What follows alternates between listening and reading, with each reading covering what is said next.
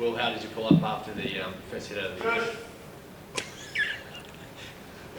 I pulled up pretty sore actually. I'm still sore today. It was one of those games where it was really intense and it tested you physically and mentally, and I almost had it up there as almost like a finals experience. I think it was both teams were out on their feet by the end there, so it was a tough one. I guess the scoring would indicate that as well. It was a real grind, wasn't it? Points were pretty scarce. Yeah, I think it was a reflection of a bit of rust from both teams. I think both teams could have played it and executed a bit better, but also I think we were really resilient there. They had plenty of opportunities and ball, and we had our own opportunities as well where we could have scored, but we'll give Tui some tips later and hopefully he learns how to put the ball down.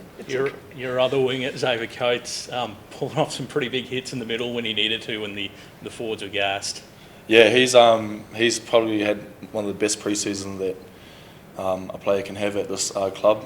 He's really led with his actions throughout December and Jan and February there. So I've seen the work he's put into his game. Obviously the high balls and whatnot, but defensively he's put a lot of work into it with his reads and his physicality. So to see it coming off in a pretty crucial time of the game, it's pretty inspiring for myself and also the rest of the team.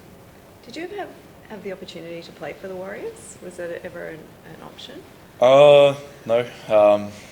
No, I've never had an opportunity to play for Warriors. I've always been a follower and a fan, I guess, just naturally being a Kiwi and growing up in New Zealand. And but I wouldn't say I've had an opportunity to play for them.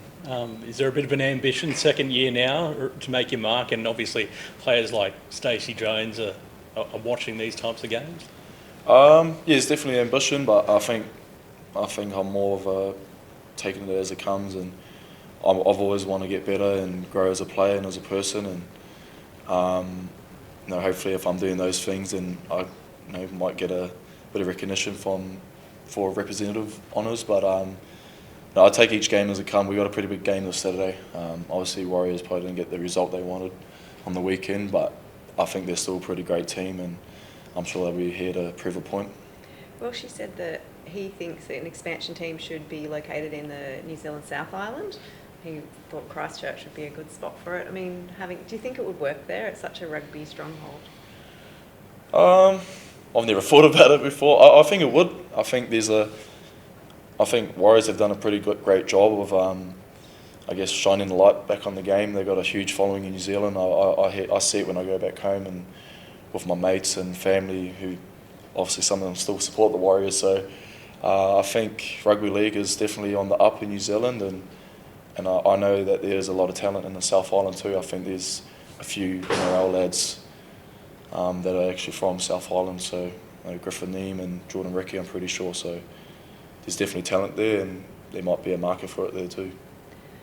We saw with your game plan that you guys kind of spread the ball wide from the get-go rather than trying to make the inroads through the middle. Was that a Panthers-specific game plan, or is that something that we might see a bit more of? Honestly, I'm not too sure. I'm just a winger. I just get to do as I say or whatever. Listen to Hughesy, I listen and run.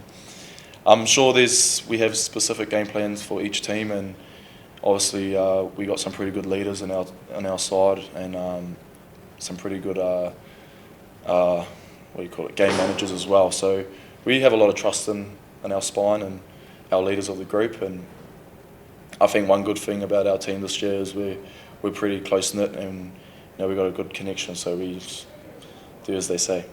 Without having any statistics to back this up, I'm thinking that you guys, the centres and wingers, must be the tallest, among the tallest in the competition.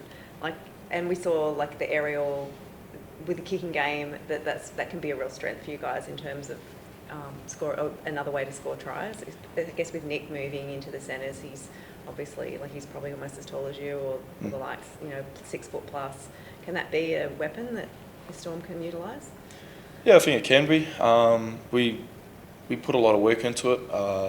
We've probably got one of the best in the game right now. I'd probably have Xavier as the top winger in terms of aerial catching, and we all learn a lot off each other. We probably don't think too much about opposition. We just sort of work on our own strengths and try to keep to it, and they probably just was a bit lucky that our opposition was physically, I guess, a bit shorter, but they have their own strengths as well, and they played to them as well. So I think this week, I'm not sure if we would do it or not.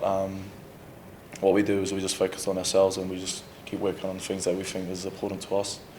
When you mentioned his off-season and his focus on defence, because he's got, obviously he's a great player, but maybe critics of his game have pointed that that might be his weakness. But it's been a real off-season focus. Did you sort of, I guess, state that that's what he was working on, or did you note that he was doing extras or?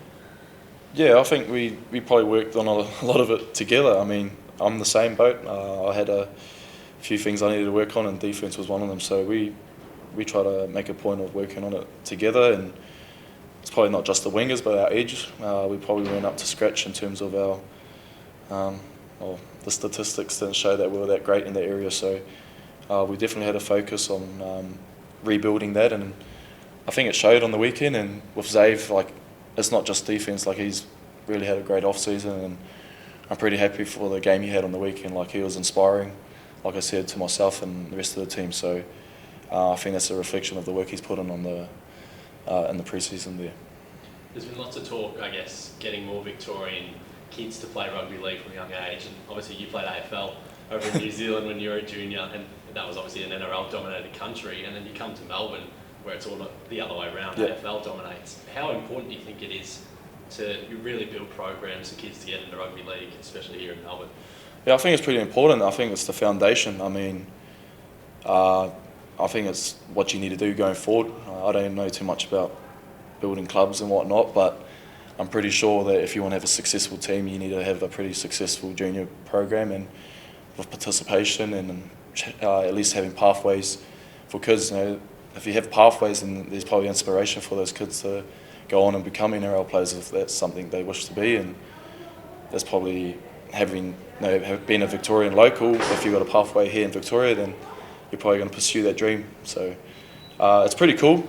We've had a few club days where we've trained at a certain club in out of Melbourne, and we've had all 4 teams there train, and just seeing the numbers and the talent as well. Like, there's some talent there, and we've had a few boys even come along and sort of learn off a lot of the boys here at the club. So there's definitely a lot of hope and what's the word?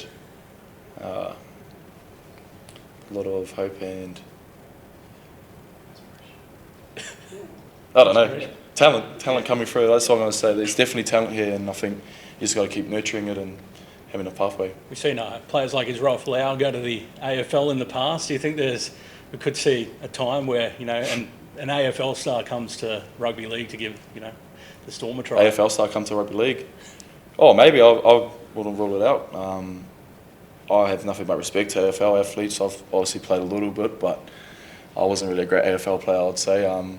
They're great athletes, and they're definitely skilled. And I mean, if there was a AFL player that had desires to come across the NRL, I'm sure they would have every opportunity or chance to try and make it as an NRL player. Is there one player that you would love to recruit?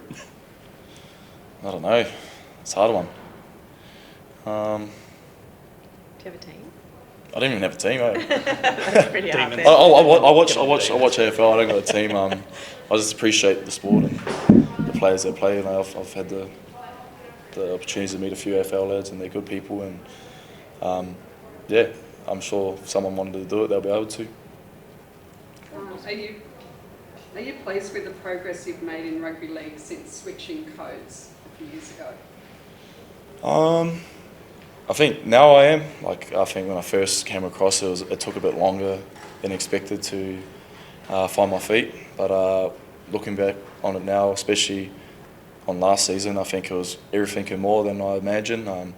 All I wanted to do last season was just the debut, but to play, I think, 26 games and then even have my name potentially for Rookie of the Year, that was pretty special. And then to get invited to the Kiwis camp, Kiwi A's, that was it was really cool, and I think it was pretty cool to get a taste of the environment.